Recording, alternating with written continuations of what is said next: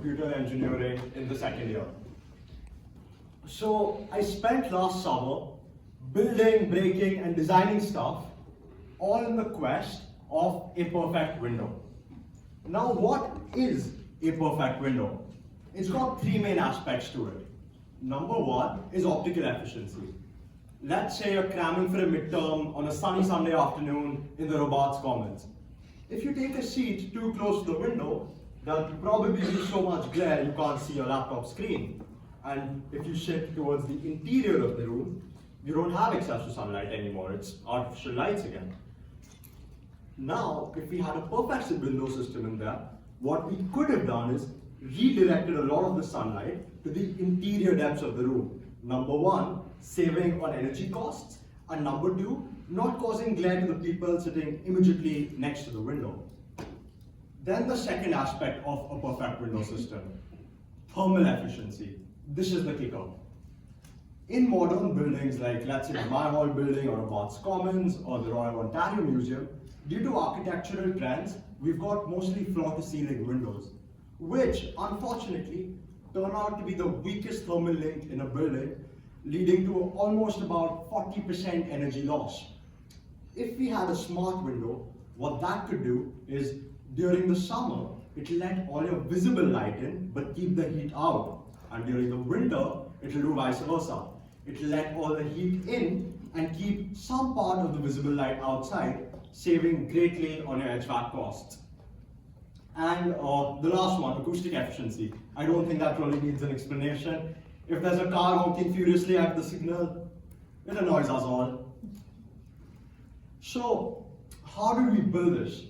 I'd say the MVP, or most valuable player here, was a little blind system that Professor Helmut from Germany was very kind to send us. What these blinds basically do is redirect light to the interior depths of the windows. Sorry for that. Okay, so let's say we've got a blind here. The sun is coming from here. It's able to redirect a good part of the light back out. If you can see, you see a little reflection on the top of the room there. And it's also letting a little light inside without causing any glare. Now, this is a scaled up version of it. We usually deal with dimensions of a couple millimeters, but these unique geometries, when stacked together, like in the case on the slide, really aid natural light and allow it to penetrate the interior depths of the room. The second bit is for thermal efficiency. Oops, the mic's here, yeah. For thermal efficiency, where Nextlight, which is a company bought at UofT, we use their proprietary window glazing technology, or in less fancy words, skins you can apply on the top of a window to let invisible light and reject all the heat or long wave infrared radiations. And lastly, not a very cool bit, but you need a motor to put your blinds up and down. Another interesting find is that these blinds themselves aren't the best at reflecting the sunlight outwards at all times of the day, because the azimuthal angle of the sun is constantly changing, right? So our fix to that was putting two little servo motors at the top that constantly vary the blind angle as the sun moves through its 180-degree trajectory throughout the day.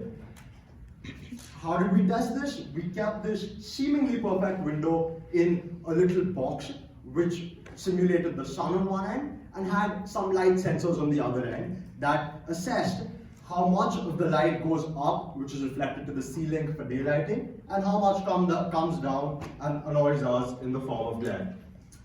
These are a few engineering design efforts that went into the project. By the end of it, we built an ML algorithm that could track the weather, sun's angle, and also user comfort to autonomously adjust the blind angles. However, why should you care? Number one, energy. The world's most valuable resource. We're facing a large energy crisis right now. We need ways to conserve energy as far as possible. And number two, my friends, your well-being. Your circadian rhythm is very closely connected to your sunlight exposure every day. In countries like Canada, with the climate outside, the only sunlight exposure we get is through windows. Hence, windows are important. Thank you.